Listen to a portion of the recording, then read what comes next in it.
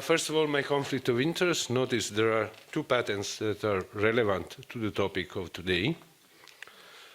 Very fast to put every simple story. What is reproduction, diet and reproduction? This is a crosstalk. This is a simple concept. We eat, we get metabolic signals, we get epigenetic adaptation, not only the big epigenetics for transgenerational effect, daily life adaptation of enzyme expression, we get a metabolic adaptation.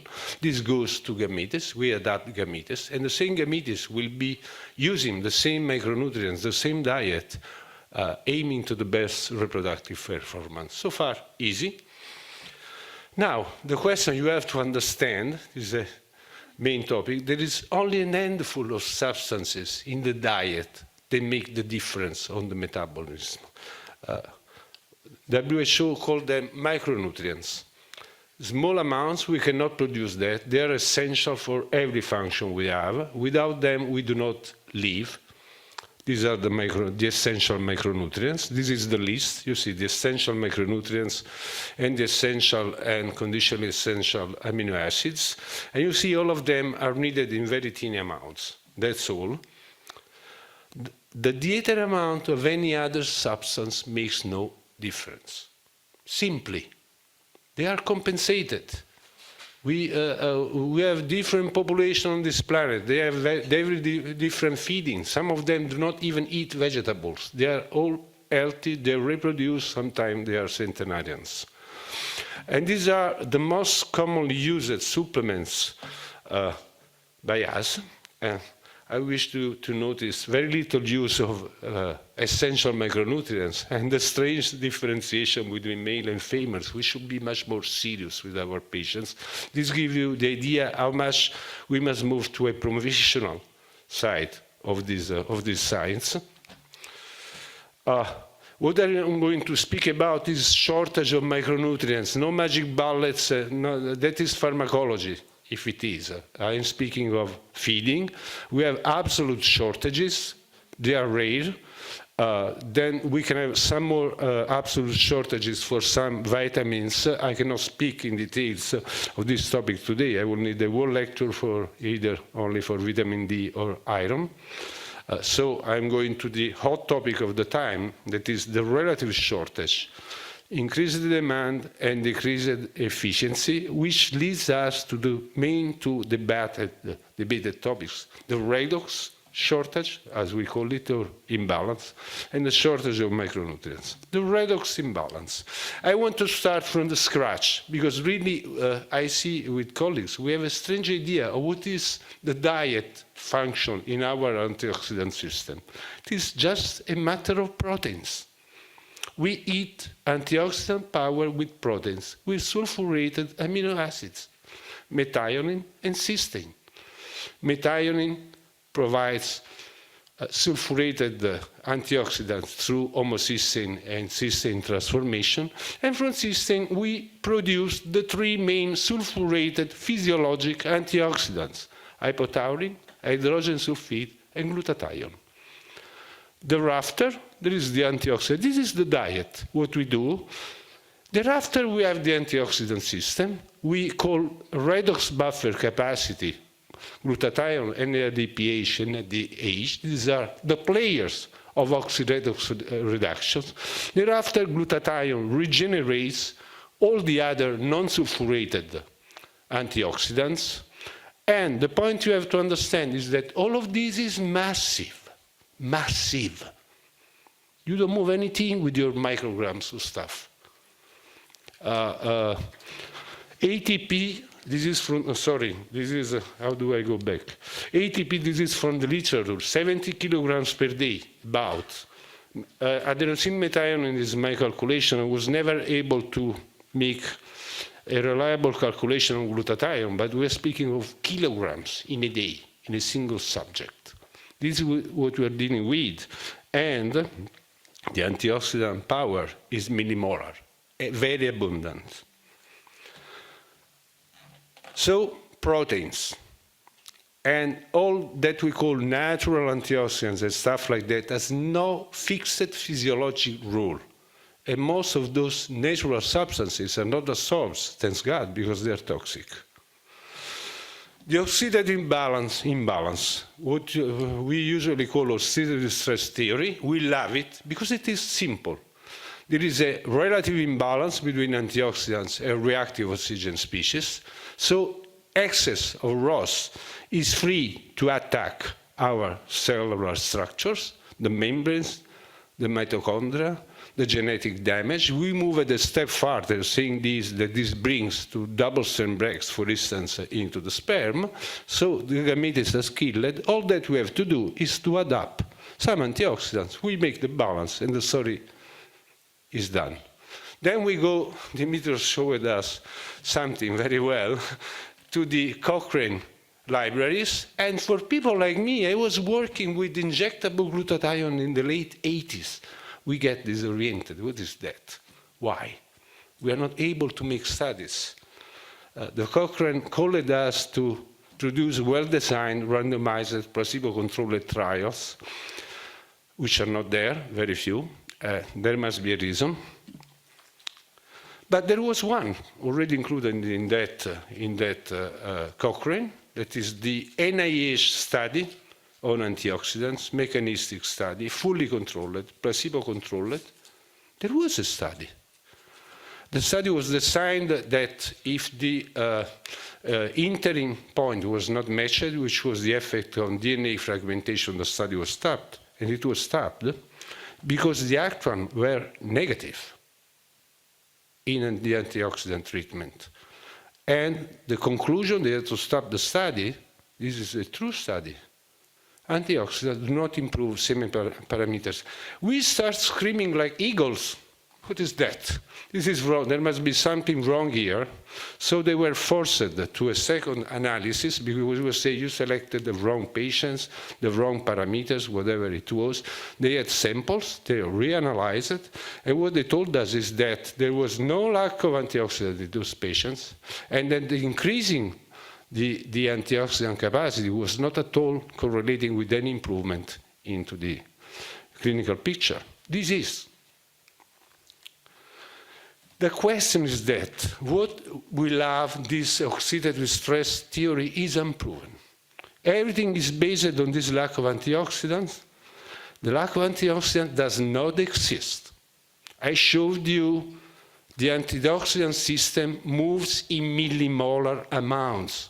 ROS concentration is in the low micromolar range, 1,000 less. There is no lack of antioxidants at all. There is not even a mechanism for ROS to generate double-strand breaks, but we are going into the details. We fight a lot on this. And of course, there is no evidence with all the clinical data that we are going to correct this with antioxidants. So, to show you millimolar versus micromolar, you cannot never have an imbalance. If I increase 100 times the ROS, the balance is roughly unchanged. This is the oxy-redox balance. And so the antioxidant shortage is unlikely to occur. I go back to this. And the level of ROS does not at all modify the redox balance. And if we go to the data, it's a very good study, very good methodologies. This is a validation. I censored the trademark, but you know what I'm speaking about. And as you can see, there is no correlation at all between circulating ROS and standardized oxy-redox potential. Zero. They are completely independent. And if you look at this, those patients with the highest level of ROS, they are close to neutrality for the oxy-redox potential. So let's go back. Where do these ROS come from? These ROS come from either leukocytes, which is much more localized, but this is relevant for the sperm, most likely, most commonly from mitochondria. And as you can see, they generate thereafter the hydroxyl radical, hydrogen peroxide, nitrogen reactive species. But as a matter of fact, they use NADH and NADPH. They use reducing power to incomplete reduction of oxygen. It has nothing to do with oxidation. More precisely, please, dioxygen is a d radical. Relatively unstable, it is stabilized by the molecular structure. NADH donates an electron, produces NAD+. This is a reduction, and superoxide is done. ROS are generated by excessive, improper, reducing power into mitochondria. This is the source. This cannot be corrected with antioxidants. Fix this in your mind, in our mind. Then, of course, antioxidants are effective at neutralizing ROS. We have data showing this. Then, of course, the problem is that what is the radical after they donate an electron? Is it stable? In a few cases, it is. Those are those antioxidants that we love. In other cases, it is not. In most of the cases, we don't know. There is a gap of knowledge on what we are doing with these substances. We were extremely simplistic in what we were doing. We don't know, there is the list here, I don't want to read it, more relevant. We don't know what happens when we load the external antioxidant to the endogenous antioxidant system. Is it depressed? What happens? I'm going back to that. And only one slide on reductive stress, that is the excess of reducing power. The consequences of reductive stress are dramatic. Most of the problems that we see can be explained by this, starting from DNA fragmentation for the impairment of PARP activity and DNA repair. In summary, for the redox balance, the redox shortage has never been demonstrated. The redox power is redundant, and reactive oxygen species are generated by excess of reducing power. Thereafter, antioxidants might increase the ROS generating reductive stress or might improve by quenching the ROS. I'm not convinced of both. The first one, because they do not enter mitochondria. Another point, your antioxidants do not enter mitochondria. Mitochondria are a clean room, not even CoQ10. CoQ10 is produced onto the inner mitochondrial membrane, and it must be there in oxidized state. Otherwise, they cannot accept electrons and pass it. You have strange ideas in mind. And finally, which patients? We are discussing, of course, if I find a patient with a shortage of total antioxidant capacity, I will be happy to give it. But as of today, all of the studies of male and infertile men look at the total antioxidant capacity, found that it is increased.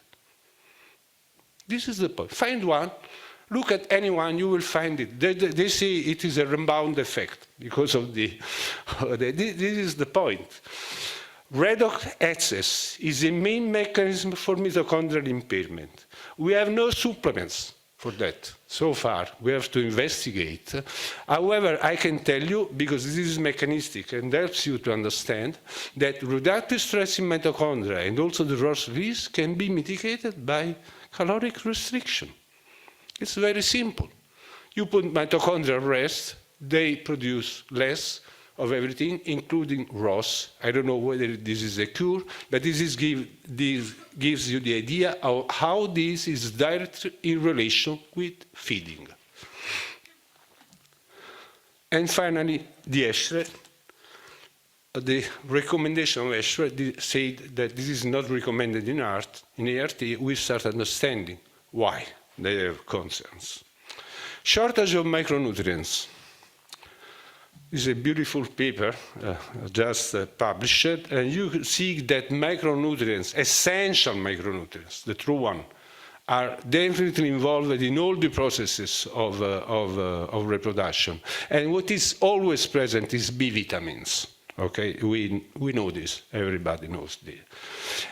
Here the story is different. The shortage of B vitamins is a matter of the daily clinical practice. We are continuously, not in infertility, everywhere we are dealing with this. There are several reasons for them to be lacking, and open your eyes.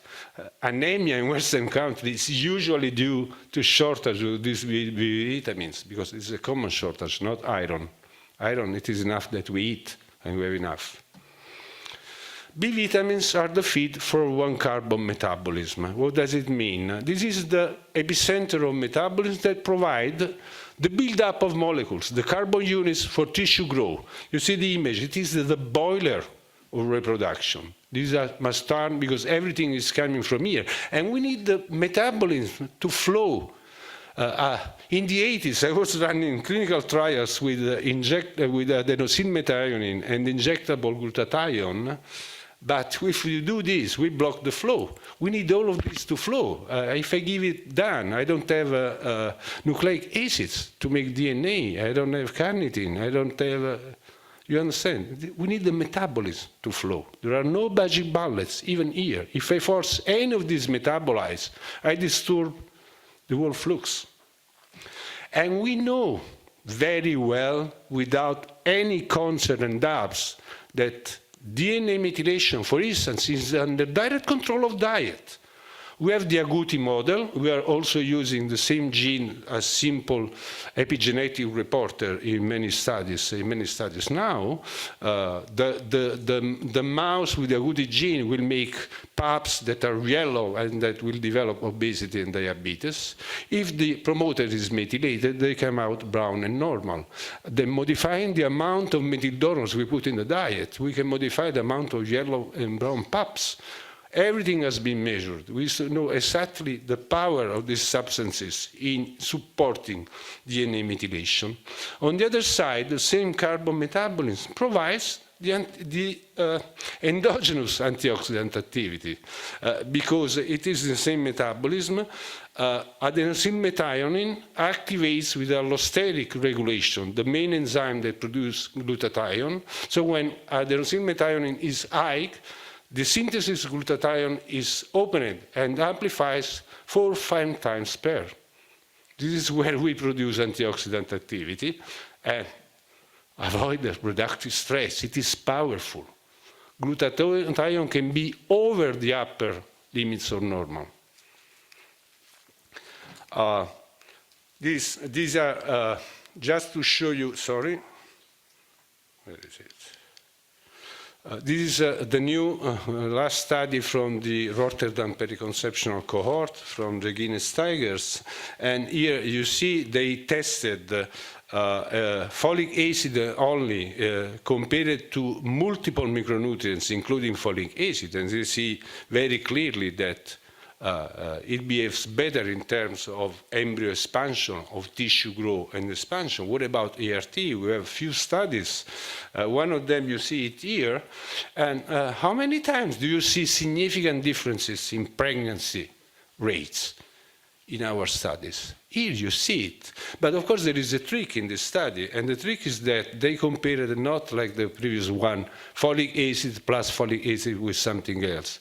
Here this is folic acid compared to 3 main B vitamins in the physiologic form, 5-methyl tetrahydrofolate. And this is the problem here. I have no time to go into details. Please stay away from folic acid in fertility. Folic acid is an industrial surrogate. It has a very low efficiency in being activated by DHFR, the hydrofolate reductase, and all the excess remains unmetabolized acid in circulation. We are just publishing a study showing that it generates formaldehyde, that means misfolding and DNA cross-linking, really something bad. Use 5-methyl tetrahydrofolate for fertility purposes. Understanding very fast what is the relative shortage, I have little time. This is true for all of us. We all are in a borderline equilibrium managed between our own inherited genetics, the environment we are exposed to, and the way we eat. We find our own equilibrium, but this equilibrium, it works, otherwise we were not here. A time of increased demand of stress on the metabolism can create a metabolic imbalance. if not a metabolic collapse. And it is extremely common in reproduction. What is the concept? For instance, follicular hyperstimulation, it is an increased demand in the same small organ, with the same organ blood supply, and with the same concentration of all the nutrients. We ask to this organ to develop not one follicle of several millimeters, we're not speaking of microstructure, but many. This increased demand, and indeed it can be shown with increased homocysteine into the follicular fluid of the follicles. We can measure it, and we did it. And you see how much intrafollicular homocysteine, this is monofollicular homocysteine, of course, not pooled, correlates with the pregnancy. Out of the 22, only one pregnancy occurred in a patient from a follicle with high homocysteine. It might have been contaminated by blood. I did not have the counter sample. I could not check this. And this is a test we can do, simply. This is the rest of the clinical outcomes. You see the doubled implantation rate, and look also at the FSH consumption. A lot less of FSH produce more estradiol. This is metabolic efficiency. No miracles. Very simple stuff. This is what we have so far. Now, what about males? We have to wait. I had several small studies to show, but I prefer to wait because we started the analysis of this largest ever study in supportive therapy in male infertility, completely controlled, double-blind, in the Netherlands. They are analyzing it. We will speak about that next time. To conclude very fast, final message, antioxidants. The use in clinical practice is really questionable. I strongly invite you to avoid high dosages. You make damages. They should be used within clinical trials, and we should be running the proper, right clinical trials, not empiric efforts. We have to understand the mechanism and understand who are the patients suitable. Caloric restriction is an idea. We cannot put with no food our patients in. But we have to understand that even when we speak of feeding, the main effect is from caloric restriction, not from weight loss. And in many cases, we ask our patient to lose 10 kilos, and when they come back, they are eating like cows again when we treat them. This is the problem. Finally, vitamin B and cofactors. That is the boiler of life. It is obvious that it works. Pay attention to the increased demand. There may be the need for increased support. Avoid folic acid, at least for fertility purposes. Avoid always supra-physiologic amounts. They are always negative. The clinical findings so far are positive. Studies are on the way. Final, antioxidants, research use only.